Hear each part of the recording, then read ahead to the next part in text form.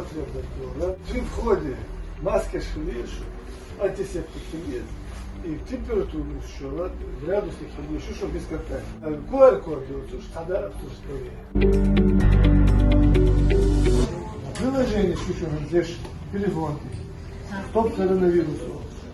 И приложение QR-код, уже тут идеально, официально, уже вы должны требовать, что надо требовать.